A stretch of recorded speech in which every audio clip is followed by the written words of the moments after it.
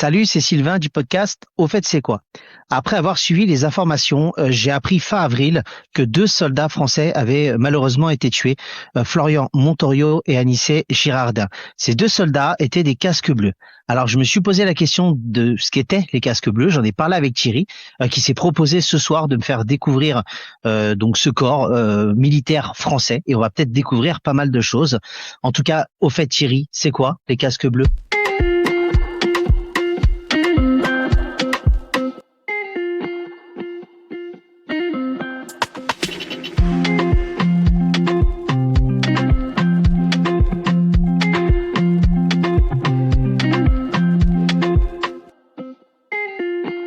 Salut Sylvain, salut tout le monde. Et oui, sur base de ton introduction, on fait un sujet qui n'est pas spécialement joyeux. Malheureusement, on alterne un petit peu les sujets, mais je pense que c'est important aussi.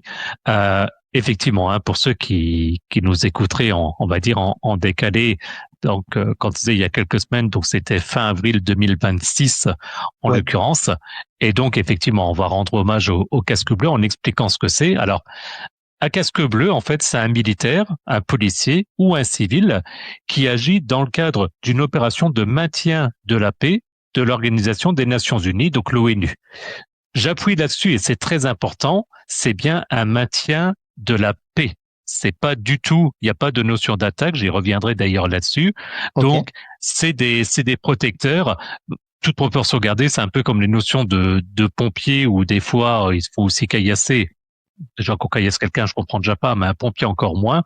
Donc là, voilà, ça reste des militaires, mais il n'y a pas de notion d'attaque. Et sachant que la question arrive forcément, donc j'anticipe un petit peu. Pour l'instant, je sors ça des anecdotes, même si on y reviendra.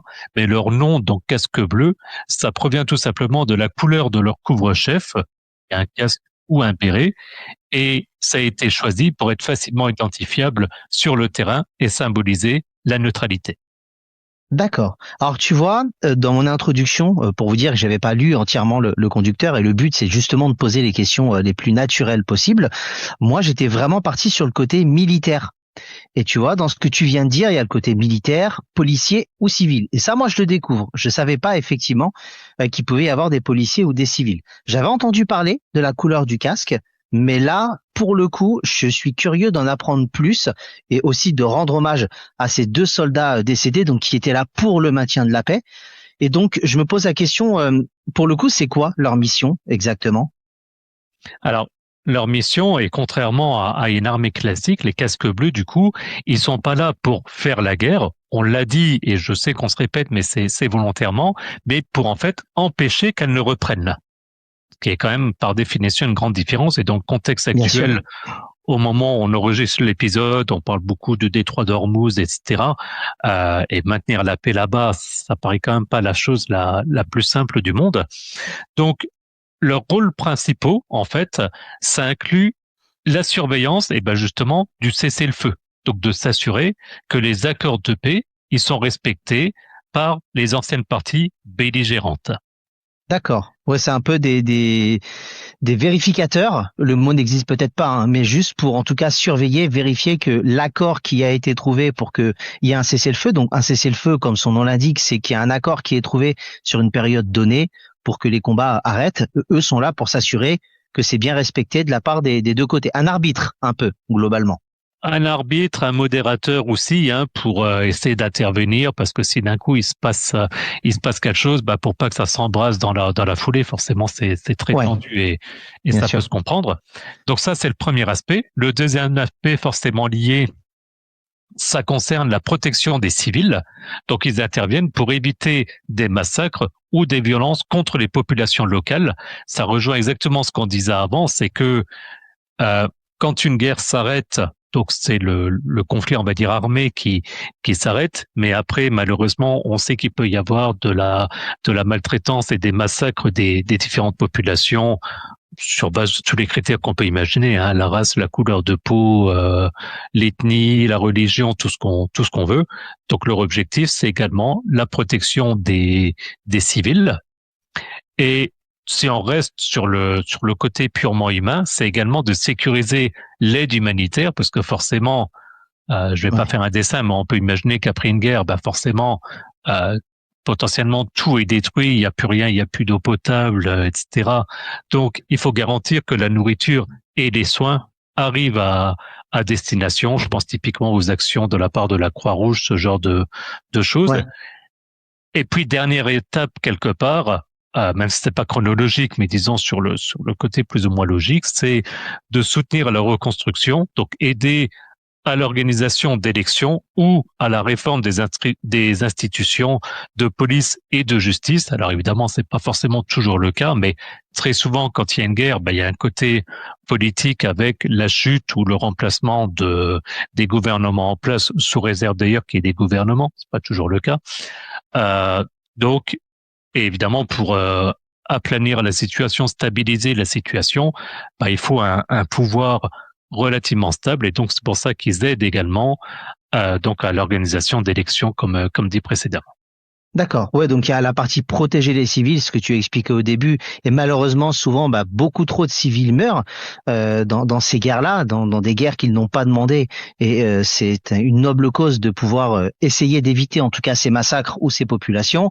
L'aide humanitaire également, s'assurer que tout le monde puisse manger. Et en plus, quand tu parlais d'élections, tu as des pays malheureusement où il n'y a pas eu d'élections depuis des années, ou de véritables élections depuis des années. Donc il y a toute une question de logistique, de sécurité, de vérification. Et c'est vrai qu'en fait, ce sont des missions au final assez variées. Tu vois, dans ce que tu dis, j'avais pas conscience de ce côté vraiment global, on va dire, de la protection et de la mission du casque bleu. Si, avec un objectif, c'est d'aplanir la situation. Oui. Au niveau politique, au niveau humain, au niveau territorial et tout ce qui va avec, pour pas que la guerre reparte. On va pas faire un cours d'histoire ce soir, mais si on prend, il y a un peu plus de 100, on va dire, il y a 100 ans en arrière, on était entre les deux guerres, et on a bien vu, même chez nous, les conséquences entre les deux guerres, une stabilité qui était, on va dire, à minima discutable. Et avec l'arrivée de la Seconde Grande Guerre mondiale, il y a eu des cas plus récents. Je pense à l'Irak, par exemple. Donc oui, effectivement, il faut aussi stabiliser la situation pour pas qu'une guerre se redéclare quelques années après. Ok. Alors là, pour le coup, j'ai bien compris les missions des casques bleus. La question que je me pose, c'est de se dire comment on devient casque bleu, d'où viennent les casques bleus? Est-ce que ce sont des pays qui vont envoyer des gens? Est-ce qu'il y a un prérequis? Comment ça fonctionne? Alors, j'ai pas regardé au niveau des prérequis, et ce qui est intéressant, c'est que donc on parlait que c'était lié à l'ONU, mais en sachant que l'ONU, donc l'Organisation des Nations Unies, ne possède pas sa propre armée.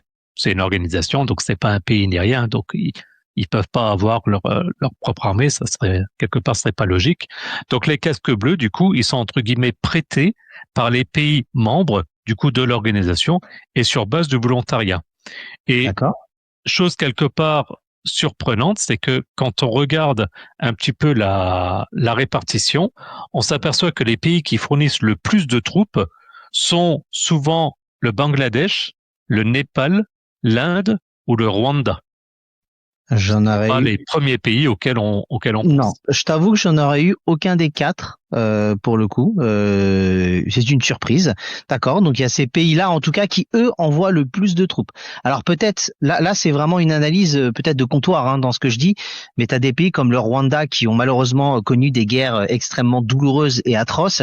Il y a peut-être un côté aussi de se dire maintenant qu'une certaine stabilité revient, peut-être qu'on a aussi envie de participer et d'envoyer des soldats de la paix. Voilà, c'était juste une petite analyse. Je pense aussi quelque part une espèce de reconnaissance, une éducation aussi à la notion d'armée.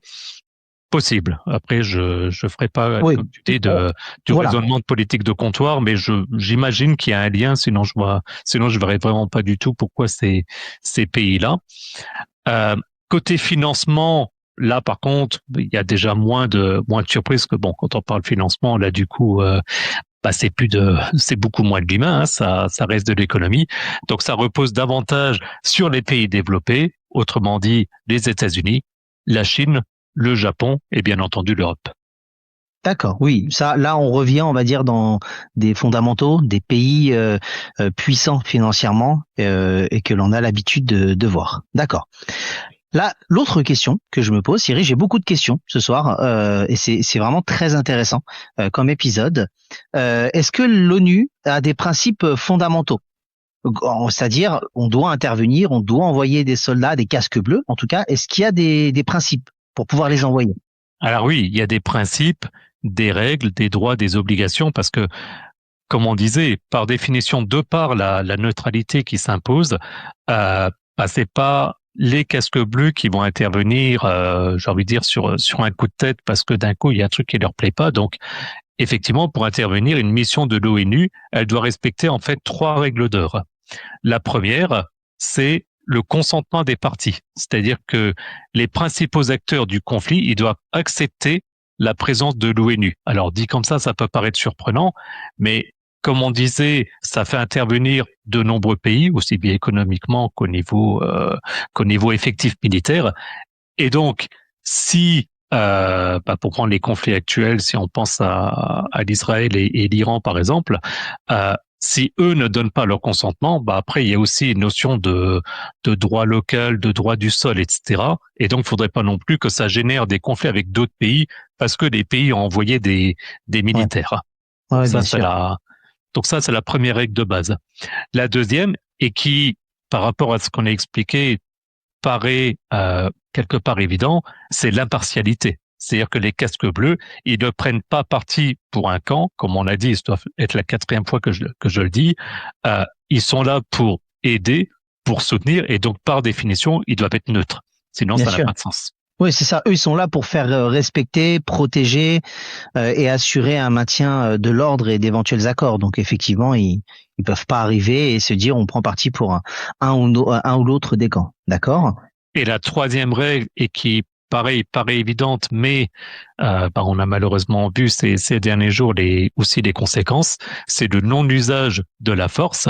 En fait, ils ne peuvent utiliser leurs armes qu'en cas de légitime défense ou pour protéger leur mandat. Donc, si des civils sont attaqués, par exemple, mais ils ne peuvent pas évidemment lancer un conflit et ensuite leurs armes, par définition, sont également très limitées puisqu'ils ne peuvent pas attaquer. Et c'est ça aussi la problématique, c'est que ils peuvent pas être équipés avec. Alors après, je suis loin d'être un spécialiste, mais tout ce qui va être détecteur, ce genre de choses, et donc avec le risque de passer au niveau d'une mine ou ce genre de choses, Oui. et avec les drames qu'on peut imaginer et qu'on a malheureusement vécu. D'accord, d'accord. Ouais, donc là, ça résume bien effectivement les différents principes. Sache Thierry que j'ai regardé un petit peu comment ça fonctionnait en France avant peut-être de passer pour les anecdotes. Mhm. Il faut déjà être militaire de carrière ou policier gendarme. Il faut avoir suivi une formation parce que l'ONU a besoin de différents corps de métier. Donc, il faut avoir une spécialité, infanterie, logistique. Mhm. Et après, tu peux avoir un déploiement qui peut être fait, mais il faut déjà avoir une maîtrise de l'anglais, une bonne condition physique, évidemment un sens de la diplomatie. Et sinon, tu peux devenir volontaire des Nations Unies, ça si tu es civil, et tu peux postuler directement sur leur site. Il faut avoir au moins 25 ans et une solide expérience professionnelle. Mais tu vois, c'est au final en France, ça reste quand même très ciblé sur la partie militaire, ce qui s'entend également de toute façon. Ce qui s'entend, puisque ce sont des actions quand même à la fin militaire, mais effectivement, comme tu dis, ou après, dans le militaire, il n'y a pas que les armes et ce qu'on imagine, il y a tout ce qui va derrière. Ça peut aller des systèmes informatiques jusqu'à, je sais pas, mais j'imagine qu'il peut même potentiellement y avoir, et ça me paraît très logique, des psychologues, des psychiatres, évidemment des Bon, médecins, ça paraît bien sûr. malheureusement évident. Donc, ouais, très intéressant d'avoir fait la recherche pour le côté français. Bah en tout cas, merci Thierry. Est-ce que tu as d'autres choses à rajouter sur les casques bleus ou est-ce qu'on peut passer à la rubrique légendaire des anecdotes de Thierry? Non, on va passer aux anecdotes. Alors forcément, il ne va pas y avoir d'anecdotes marrantes en tant que telles. Ouais. Hein. C'est pas le but dans ce genre d'épisode. Euh, mais à savoir que euh, lors de la première force d'urgence de l'ONU qui date de 1956, ça avait été créé pour la crise du canal de Suez. Les troupes, elles devaient être identifiables immédiatement pour ne pas être confondues avec les belligérants. Et du coup, forcément, le problème, c'est que les soldats arrivaient avec les uniformes de leur pays respectifs. Et donc, du coup, en système D, il a été décidé que tous porteraient un casque identique. On a pioché, du coup, dans les stocks de casques en plastique de l'armée américaine. Et le bleu a été choisi car c'était la couleur du drapeau de l'ONU, mais surtout parce que c'était une couleur peu commune pour un champ de bataille, contrairement au vert, au beige ou au noir qu'on utilise pour pouvoir se masquer. Je sais pas Se camoufler un peu, on va dire, être moins visible. Effectivement, le bleu, c'est pas forcément la couleur la moins visible, c'est quelque chose qui se remarque. Donc, ils se sont dit, il y a du stock, il y a la bonne couleur, et en plus, ça va nous différencier. Et sur le coup là, il faut se faire repérer, ce qui paraît là, exactement pour l'armée, mais là c'est ça. C'est ça. Également, en 1988, il y a eu les forces de maintien de la paix des Nations Unies qui ont reçu le prix Nobel de la paix pour les contributions à la résolution de conflits à travers le monde. En parlant prix Nobel, si par hasard ça vous parle pas, on en avait parlé dans l'épisode 71, donc je mettrai le lien dans les notes de l'épisode, mais comme quoi, voilà, les prix Nobel savent aussi reconnaître des entités comme les casques bleus, et c'était tout à fait normal. Également, et dernière anecdote, c'est que dans de nombreuses missions comme en Haïti ou au Liban, les casques bleus, ils utilisent le sport pour désamorcer les tensions. En fait, il n'est pas rare de voir des patrouilles s'arrêter pour organiser un match de football improvisé avec les jeunes locaux. Et c'est souvent l'outil de renseignement le plus efficace parce qu'en jouant, les soldats ils gagnent la confiance de la population qui leur livre ensuite des informations que même les drones ne pourraient pas obtenir. Ça se fait aussi beaucoup dans la police, dans le cadre des enquêtes, etc. Mais évidemment qu'à un moment donné, ils arrivent, ils n'ont pas toutes les informations. Les populations, des fois, ne veulent pas s'exprimer par risque de représailles. Bien sûr. Et donc, ils utilisent ce subterfuge. Je pense que c'est même pas le bon terme. En tout cas, ils développent la relation humaine pour qu'il y ait une relation de confiance qui se fasse et de manière à pouvoir les aider ensuite pour mener à bien leur mission comme décrit précédemment. Le sport a un pouvoir universel. Ça a le pouvoir de rapprocher les gens, ça a le pouvoir de les distraire et de leur faire penser à autre chose le temps d'un match. Et il y a un peu le côté justement de développer le côté social et en plus derrière d'obtenir des informations qu'ils n'auraient peut-être pas pu obtenir. Voilà, ça reste un mélange de toute la gestion peut-être un peu humaine et stratégique que peuvent avoir les casques bleus. Et en tout cas, épisode extrêmement intéressant, Thierry. Merci beaucoup pour tes recherches. Est-ce que tu as d'autres infos à nous communiquer ou est-ce qu'on peut passer au générique pour différentes infos complémentaires? Non, on peut passer effectivement au générique.